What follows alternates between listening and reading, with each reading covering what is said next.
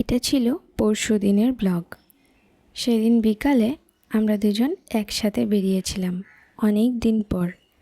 আগে টুকটাক বেরোনো হতো, বাট এখন আর হয়ে উঠছে না, কারণ দুজনের ব্যস্ততাই অনেক বেড়ে গেছে। আর সেদিন একটা দিদির বাড়িও যাওয়ার ছিল। ওদের বাড়িও অনেক দিন থেকেই যাব করে যাওয়া হচ্ছিল না।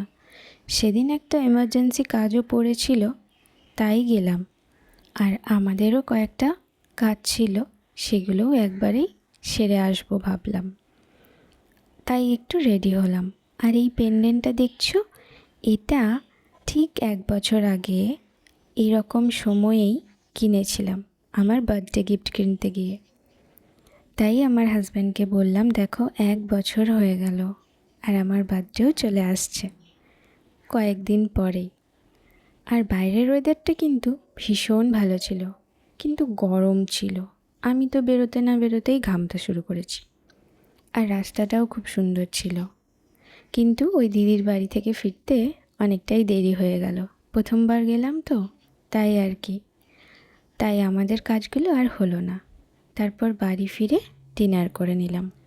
ডিনারে ছিল কাবুলি চানা আর রুটি। আমি বাড়ি থেকে বেরোনোর আগেই চানাটা ভিজিয়ে গিয়েছিলাম, মা রান্না করে রেখেছে। আর খুবই ভালো হয়েছিল, খুব টেস্টি। আর আমি খেতে খেতে ক্যাম্পাস বিটের নিউ এপিসোডটা দেখছিলাম।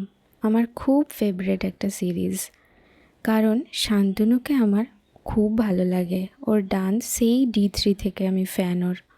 আর শ্রুতিকেও খুব ভালো লাগে। তোমরা যারা দেখেছো তারা হয়তো জানবে। তো আজকের ব্লগটা এইটুকুই ছিল। আবার তোমাদের সাথে কথা হবে। Good night.